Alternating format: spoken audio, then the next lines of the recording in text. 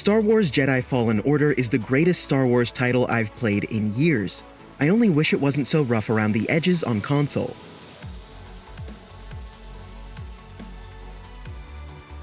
Star Wars Jedi Fallen Order takes place in the wake of Order 66, the Jedi Purge. You play Cal Kestis, a young survivor of the attack, eking out a meager existence on a backwater planet at the furthest reaches of space. After a freak accident endangers your friend, you're outed as a former Jedi, and after being discovered by the Empire, you're pulled into a clandestine operation aimed at reviving the Jedi Order. The moment-to-moment gameplay is comprised of exploration and combat. As you explore the varied worlds of Fallen Order, you'll encounter absolutely breathtaking set pieces. Respawn Entertainment wields their masterful use of scale and framing in tandem to dwarf the player in ways that call back to the movies at times. Your exploration will be rewarded with cosmetic upgrades for yourself, your robo-companion, your ship, and even your lightsaber.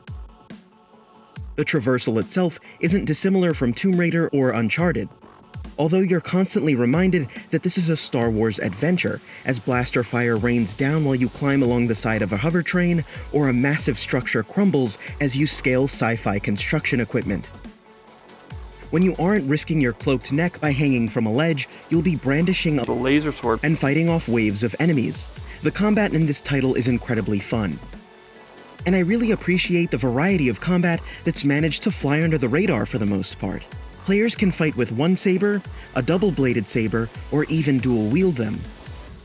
The choice will effectively change up your entire fighting style, giving you access to new moves and tactics, and it also offers a measure of customization in what's otherwise a mostly linear experience. Blocking blaster bolts with your trusty saber and batting them back at opponents, or just pulling off a flashy finisher, never gets old. The combat is definitely a major highlight here. As you cut your way across the map, you'll gain XP and skill points to sink into the skill tree. You'll be able to access the skill tree from meditation points littered across the in-game world. These function in a similar way to bonfires in Dark Souls, allowing you to replenish your health and stims, but at the cost of resurrecting enemies in a surrounding region. This will create stakes for using meditation points and will also create some tension in those moments where you're hurt, out of resources, and just hoping you'll stumble upon a meditation point before your next big fight. The varied planets, detailed smaller spaces, and cinematic cutscenes are all beautifully rendered. My favorite Robo-Boy, BD1, and the rest of the cast are wonderfully written and voiced in such a way that I wanted to learn more about them and see their story arcs through. There are moments where the game just opens up in such a way that makes me feel like I'm really in my own intergalactic epic. Most of the game is beautiful in that way, in fact, as I stated in my early impressions video. But we've landed upon one of the rough edges in Fallen Order.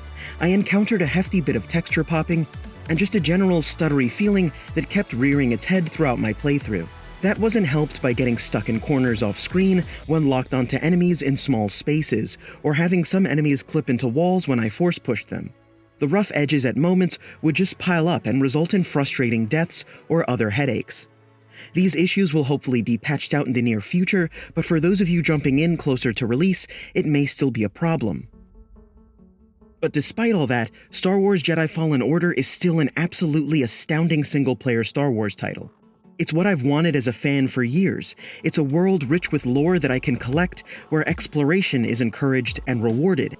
It takes cues from past entries into the Star Wars franchise, both on the large screen and in games, and it's a real, authentic Star Wars story. And if that's what you're looking for as a prospective buyer, you won't be disappointed. Because while it has a few minor issues and annoyances, it has an awful lot of heart.